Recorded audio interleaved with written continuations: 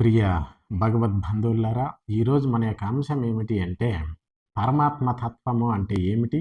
ఆ పరమాత్మ తత్వాన్ని ఏ విధంగా మనం దర్శించగలము అనేటటువంటి అంశాన్ని మనం ఈరోజు తెలుసుకోబోతూ ఉన్నాం. ఈ యొక్క పరమాత్మ తత్వము అంటే, ఈ యొక్క పరమాత్మ తత్వాన్ని తెలుసుకోవడము అంటే అంత సాధ్యమైతే ఏమీ కాదు. అదే మోక్ష స్థితి అయి ఉన్నది. కనుక అటువంటి ఆనంద స్థితిని తెలుసుకోవడం అనేటటువంటిది అంత సులభ సాధ్యమైతే ఏమీ కాదు. ఆ యొక్క పరమాత్మ తత్వాన్ని తెలుసుకోవాలి అంటే నిరంతరమైనటువంటి సాధన, నిరంతరమైనటువంటి అభ్యాసము, నిరంతరమైనటువంటి విచారణ విధానాన్ని మనం కొనసాగించినప్పుడే ఆ యొక్క స్థితిని మనం తెలుసుకొని మన యొక్క జీవితాన్ని తరింపజేసుకోగలము. ఈ యొక్క కాలచక్రం నుంచి అంటే ఈ యొక్క జనన మరణం అనేటటువంటి కాలంలో నుంచి మనం విడిపడి మోక్ష స్థితిని అనుభవించగలిగేటటువంటి స్థానము ఆ యొక్క పరమాత్మ తత్వ స్థానము అంటే. కనుక పరమాత్మ తత్వము అంటే సమస్త విశ్వానికి ఆధారమై అంతర్భూతంగా ఉండి అంతర్యామిగా ఉండి సమస్త ప్రాణికోడుల్లోనూ వ్యాపించి ఆ యొక్క విశ్వాన్ని నడిపిస్తూ ఉంటుంది ఈ యొక్క పరమాత్మ తత్వము అంటే. ఈ యొక్క పరమాత్మ తత్వాన్ని తెలుసుకోవడానికే మనకి భక్తి మార్గము అనేటటువంటి మార్గం ఉన్నది.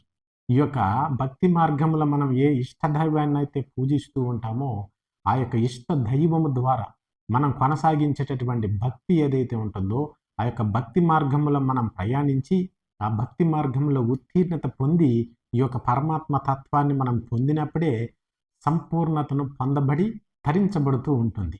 మనము పుణ్యక్షేత్రాలలో కానీ, దేవాలయాలలో కానీ, ఆశ్రమాలలో కానీ, గుళ్ళల్లో కానీ చూస్తున్నటువంటి ఈ యొక్క విగ్రహాలు, అదేవిధంగా అమ్మవారికి సంబంధించినటువంటి స్త్రీ రూపాలు, అనేక అవతారాలు ఇవన్నీ కూడా ఆ యొక్క పరమాత్మ తత్వాన్ని తెలియజేయడం కోసమే మనకి అవతరించబడి ఉన్నాయి.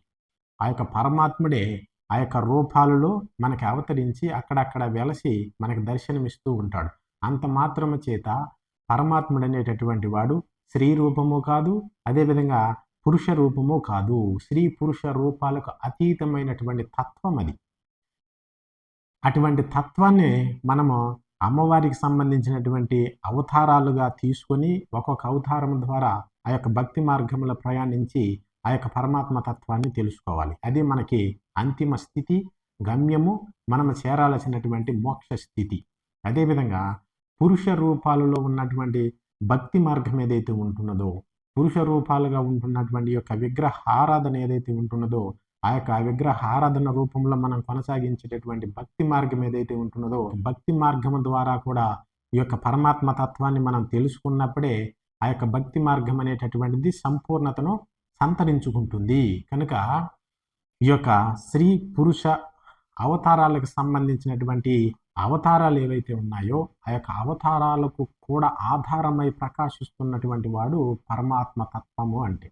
ఆ యొక్క పరమాత్మ తత్వమే ఈ యొక్క స్త్రీ రూపాలలో కూడా మనకి దర్శనమిస్తూ ఉంటుంది, అదేవిధంగా పురుష రూపాలలో కూడా దర్శనమిస్తూ ఉంటుంది.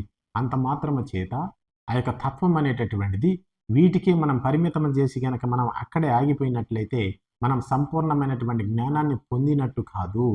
మనకి నిరాకారమైనటువంటి ఆ యొక్క తత్వ దర్శనాన్ని దర్శించుకోవడానికి మనకి మొదట్లో అంత సామర్థ్యము, అంత జ్ఞానము మనకి వికసించదు గనక ఆ యొక్క పరమాత్ముడు అనేటటువంటి ఆ యొక్క తత్వము ఈ యొక్క రూపాలలో అవతరించి మనకి ఈ యొక్క మార్గాన్ని దర్శింపజేసి ఉన్నది.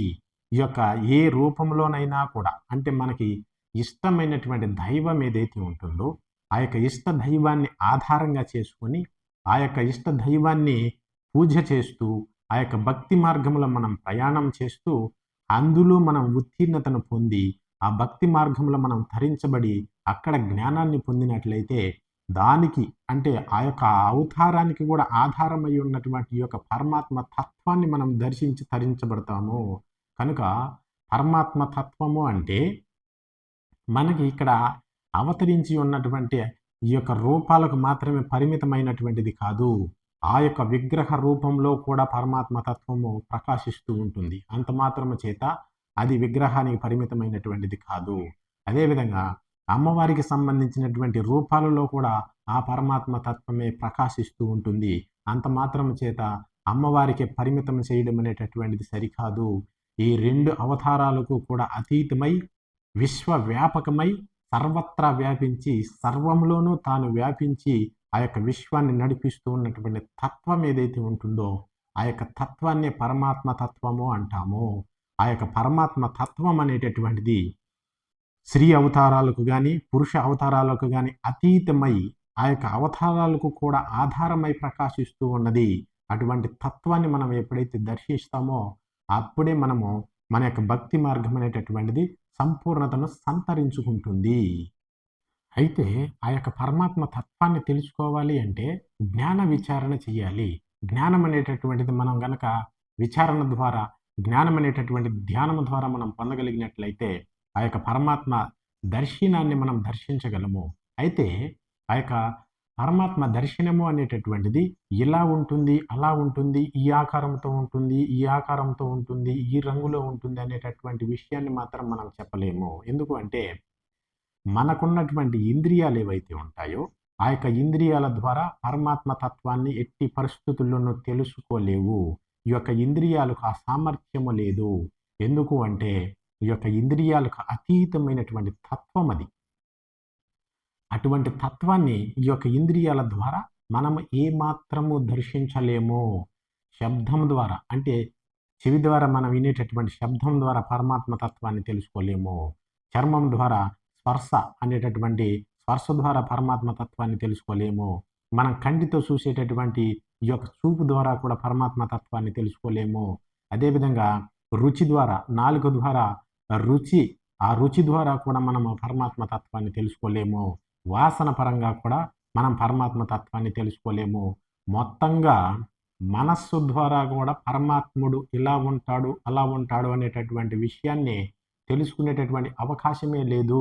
ఈ యొక్క ఇంద్రియాలకు అతీతమై ప్రకాశిస్తున్నటువంటి తత్వం అది. కనుక ఈ యొక్క ఇంద్రియాల ద్వారా మనం ఏమాత్రము కూడా పరమాత్మని దర్శించలేము. ఈ యొక్క ఇంద్రియాలకు అటువంటి సామర్థ్యము లేదు గనక మనము ఈ యొక్క జ్ఞానాన్ని గనక పొందినట్లయితే బుద్ధి ద్వారా మాత్రమే పరమాత్మని తెలుసుకునేటటువంటి అవకాశం ఉన్నది. బుద్ధి గనక మనము జ్ఞానము పరంగా వికసింపజేసుకున్నట్లయితే ఆ యొక్క బుద్ధి ద్వారా జ్ఞానం అనేటటువంటిది వికసించినట్లయితే ఎటువంటి జ్ఞానము?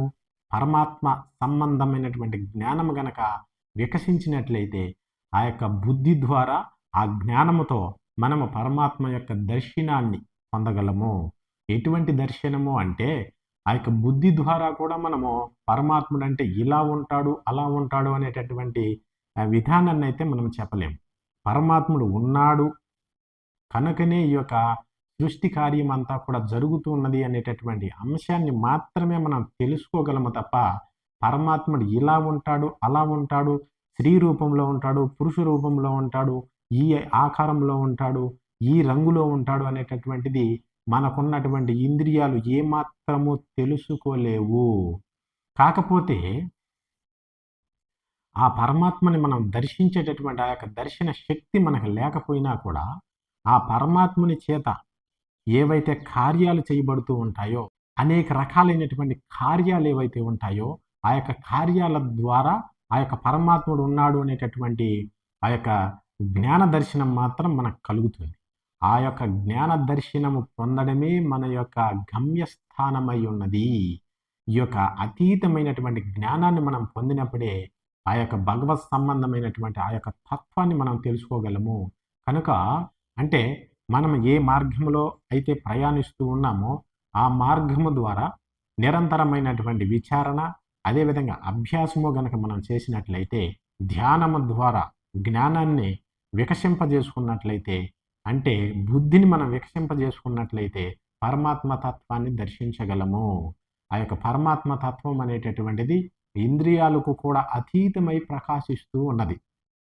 అలా ప్రకాశిస్తున్నటువంటి ఆ యొక్క తత్వాన్ని ఆ పరమాత్మ సంబంధమైనటువంటి కార్యాలు ఏవైతే ఉంటాయో ఆ కార్యాలను ఆధారంగా చేసుకుని మనం పరమాత్మ దర్శనాన్ని పొందవచ్చు. ఏ విధంగా అని కనుక మనం చూసినట్లయితే ఇప్పుడు మనము ఇల్లు కట్టుకున్నప్పుడు ఆ ఇంటికి సంబంధించి మనం అనేక రకాలైనటువంటి సౌకర్యాలను సమకూర్చుకుంటూ ఉంటాం. అంటే మనకి ఏదైనా వేడిగా ఉన్నప్పుడు విసనగరతో మనం విసురుకుంటూ ఉంటాం. తద్వారా వచ్చేటటువంటి గాలి ద్వారా కొంత ఉపశమనాన్ని కలిగి ఉంటాం. అంతేకాకుండా ఇప్పుడున్నటువంటి ప్రస్తుత కాలంలో గనక మనం చూసినట్లయితే ఈ విధంగా గాలిని ఇచ్చేటటువంటి పరికరాలు చాలా మనకి లభిస్తూ ఉన్నాయి. అదేవిధంగా కూరగాయలు గానీ, ఇతరితర పదార్థాలు నిల్వ ఉండడానికి, చెడిపోకుండా ఉండడానికి కొన్ని పరికరాలను మనం వాడుకుంటూ ఉన్నాం. నీటిని చల్లదనంగా చేసుకోవడానికి అదే పరికరాన్ని మనం వాడుకుంటూ ఉంటాం. ఇకపోతే మనకి విద్యుత్ దీపాలనేటటువంటివి ఈ రోజుల్లో మనకి అనేకంగా కనిపిస్తూ ఉన్నాయి. ఇవన్నీ కూడా మనకు అవసరమైనటువంటి సౌకర్యానికి సంబంధించిన పరికరాలు. విద్యుత్ దీపానికి సంబంధించినటువంటిది గానీ, అదేవిధంగా మనకి నీళ్ళను చల్లగా ఉంచుకోవడం కోసము, కూరగాయలనేటటువంటివి చెడిపోకుండా ఉంచుకోవడం కోసం, నిల్వ ఉండడానికి అవసరమైన వస్తువులు గానీ, అదేవిధంగా మనకి గాలిని ఇచ్చి, మనకి నిద్రను ప్రశాంతంగా కలిగింపజేస్తున్నటువంటి పరికరాలు గానీ, ఇవన్నీ కూడా విద్యుత్ ద్వారా నడుస్తూ ఉంటాయి. ఈ యొక్క విద్యుత్ ద్వారా నడుస్తూ ఉన్నటువంటి పరికరాలు ఏవేవైతే ఉంటాయో, వాటిని గనక మనం పరిశీలన చేసినట్లయితే, మనకి కొంచెం అవగాహన వస్తూ ఉంటుంది. ఆ యొక్క అవగాహన ద్వారా మనం పరమాత్మ తత్వాన్ని కొంచెమైనా కూడా అర్థం చేసుకునేటటువంటి పరిస్థితికి మనము ఎదుగుతాం.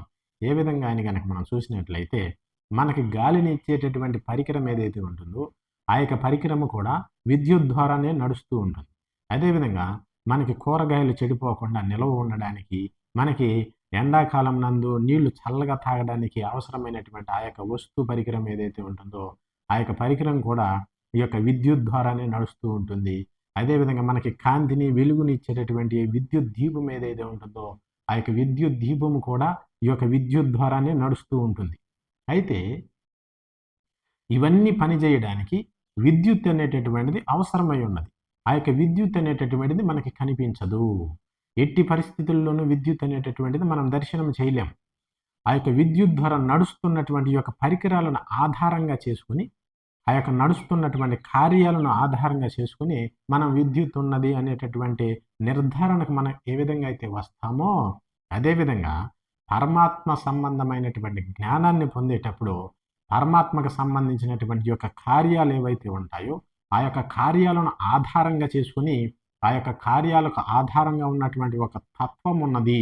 ఆ యొక్క తత్వము సంపూర్ణమైనటువంటి జ్ఞానాన్ని పొంది ఉన్నది, జ్ఞానాన్ని కలిగి ఉన్నది, సంపూర్ణమైనటువంటి సామర్థ్యాన్ని కలిగి ఉన్నది, సంపూర్ణమైనటువంటి సత్తాన్ని కలిగి ఉన్నది, సంపూర్ణమైనటువంటి తేజస్సును కలిగి ఉన్నది, సంపూర్ణమైనటువంటి చైతన్యాన్ని కలిగి ఉన్నది, సంపూర్ణమైనటువంటి శక్తిని కలిగి ఉన్నది అనేటటువంటి నిర్ధారణకు మనం వచ్చి ఆ యొక్క తత్వాన్ని దర్శించేటటువంటి ప్రయత్నం చేస్తాము.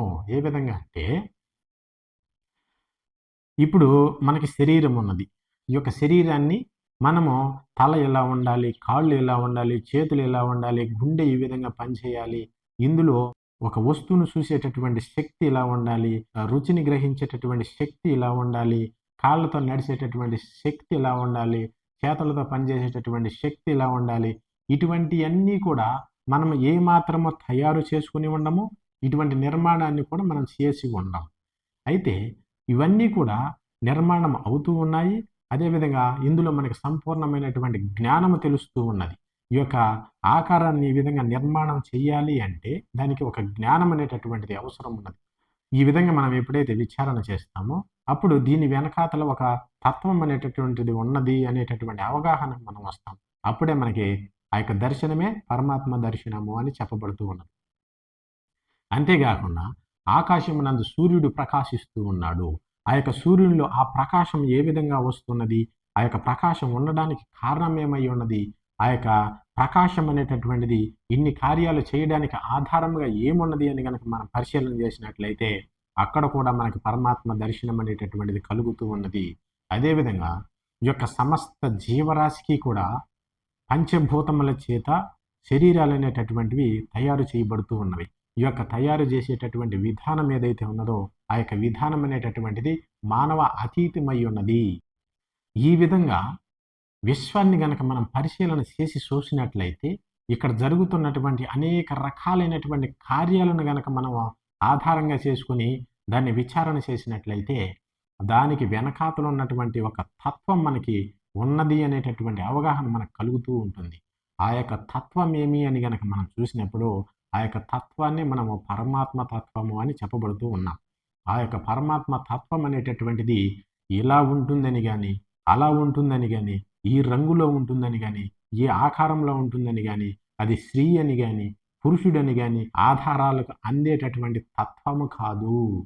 కేవలము మన యొక్క బుద్ధినందు వికసించేటటువంటి ఆ యొక్క జ్ఞానము ద్వారానే మాత్రమే దాన్ని దర్శించగలము. అటువంటి తత్వస్వరూపము పరమాత్మ తత్వము అంటే. ఆ యొక్క పరమాత్మ తత్వాన్ని మనము నేరుగా దర్శించలేము గనక, మనకి కొంచెంగా సాధన అనేటటువంటిది నేర్పించి, అంటే భక్తి మార్గంలో మనకి సాధన అనేటటువంటిది నేర్పించి, ఒక దైవ రూపాన్ని మనకు పరిచయం చేసి, దైవం అంటే ఇదే అని మనకి పరిచయం చేసి, మనల్ని ఆ భక్తి మార్గంలో ఎదిగింపజేసి, ఆ యొక్క రూపానికి అతీతంగా మనల్ని ఆలోచింపజేసి, అందులో మనం పరిపూర్ణత సంతరించుకున్న తర్వాత మనలోనే ఆ యొక్క జ్ఞానం అనేటటువంటిది వికసించి ఆ యొక్క పరమాత్మ దర్శనాన్ని మనం తెలుసుకునేటటువంటి ప్రయత్నంలో మనం ప్రయాణిస్తాము గనక ఇటువంటి మార్గాలన్నింటినీ కూడా మనకి ఏర్పాటు చేయడం అనేటటువంటిది జరిగి ఉన్నది. కనుక మన యొక్క ప్రయాణం అనేటటువంటిది విగ్రహాలకు మాత్రమే పరిమితం కాకుండా ఈ యొక్క స్త్రీ పురుష రూపాలకు అతీతంగా ఉన్నటువంటి ఆ యొక్క తత్వాన్ని, స్త్రీ పురుష రూపాలలో ఉన్నటువంటి ఆ యొక్క తత్వాన్ని మనం ఎప్పుడైతే జ్ఞానము ద్వారా దర్శిస్తామో అప్పుడే మన యొక్క మార్గం అనేటటువంటిది సంపూర్ణంగా సంతరించుకొని ఆ పరమాత్మ యొక్క సాన్నిధ్యం లభించి అనంతమైనటువంటి ఆనంద స్థితిని పొంది తరించబడతాము. కనుక పరమాత్మ తత్వము అంటే అన్నిటికంటే అతీతమై ఉన్నటువంటి తత్వం అది. అటువంటి తత్వదర్శనాన్ని మనం పొందాలి అంటే ఈ యొక్క ఆ రూపాలను ఆధారంగా చేసుకొని ఆ యొక్క రూపాల ద్వారా జ్ఞానాన్ని పొంది ఆ యొక్క జ్ఞానము ద్వారా విచారణ చేసి సంపూర్ణమైనటువంటి జ్ఞాన దర్శనముతో ఆ యొక్క పరమాత్మ దర్శనాన్ని పొంది తరించెదముగాక. స్వస్తి. సర్వే జనా సుఖినో భవంతు. ఓం నమో వీరబ్రహ్మ యోగీంద్రాయ నమః. ఓం శాంతి శాంతి శాంతి.